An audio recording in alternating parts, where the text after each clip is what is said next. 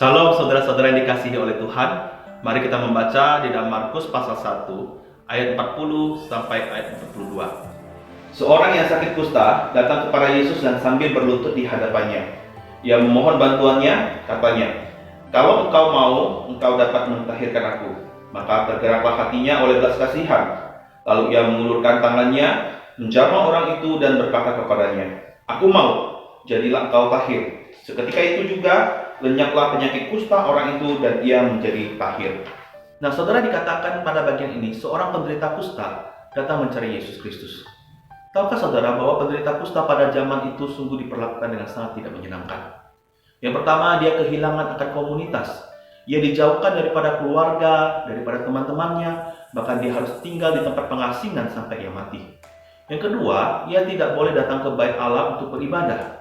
Secara rohani orang beranggapan bahwa orang-orang kusta adalah orang-orang yang dikutuk oleh Tuhan. Sungguh sangat tragis dan menyedihkan keadaan hidup daripada orang-orang kusta pada waktu itu. Nah, saudara, pada bagian Markus ini juga dikisahkan tentang awal-awal pelayanan Yesus.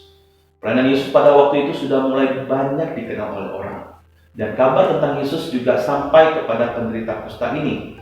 Penderita kusta ini datang mencari Yesus. Apa yang dilakukan oleh penderita kusta ini sebuah langkah yang terlalu berani, karena ia mau menunjukkan diri dia di hadapan banyak orang untuk mencari Yesus. Sekalipun saudara, kehidupan dia menyedihkan dan terpuruk, tapi dia tetap mau mencari pertolongan kepada Tuhan Yesus Kristus. Saudara, ketika penderita kusta ini datang menemui Yesus, dia berlutut dan memohon kepada Yesus. Berkatalah dia, "Kalau engkau mau, engkau dapat mentahirkan aku." Saudara, ini menarik sekali. Penderita kusta ini tidak memaksa Yesus untuk bisa menyembuhkan dia. Dia tetap percaya bahwa Tuhan Yesus itu berdaulat. Apakah dia disembuhkan atau tidak, tetapi ia tetap mau datang kepada Yesus dengan sungguh-sungguh. Nah, saudara, bagaimana dengan kita? Apakah kita percaya bahwa Tuhan kita adalah Tuhan yang berdaulat? Ia berdaulat terhadap alam semesta di dalam dunia ini. Tidak ada segala sesuatu apapun yang dapat bisa memaksa Tuhan untuk melakukan segala sesuatu yang tidak sesuai dengan kehendak Tuhan. Dan kita percaya bahwa kehendak Tuhan adalah yang terbaik. Rancangan dia adalah rancangan yang penuh dengan damai sejahtera.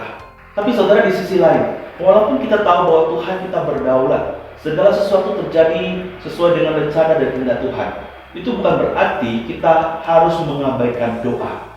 Justru di dalam doa lah kita semakin mengakui, menyadari bahwa kita ini punya Tuhan yang berdaulat. Kita menyadari dan tunduk untuk taat dan setia mengikuti Yesus Kristus. Saudara, pada akhirnya dikatakan bahwa orang kusta ini pun akhirnya disembuhkan oleh Tuhan Yesus Kristus. Apa yang kita bisa pelajari pada bagian ini? Maukah saudara, kita tetap percaya kepada Tuhan di dalam segala keadaan di dalam kehidupan kita? Dalam hal-hal sulit apapun yang terjadi dalam hidup kita tetap mau mengandalkan Dia. Sekalipun mungkin kita belum melihat akan jalan yang terang itu, kita belum melihat akan hal yang baik itu, tetapi kita tetap mau datang kepada Tuhan, berseru kepada Tuhan, dan tetap mengandalkan Dia, bukan mengabaikan Tuhan.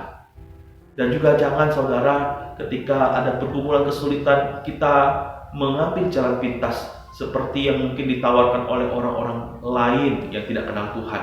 Dan kita tahu bahwa jalan-jalan pintas itu untuk keluar daripada kesulitan tidaklah sesuai dengan kehendak Tuhan.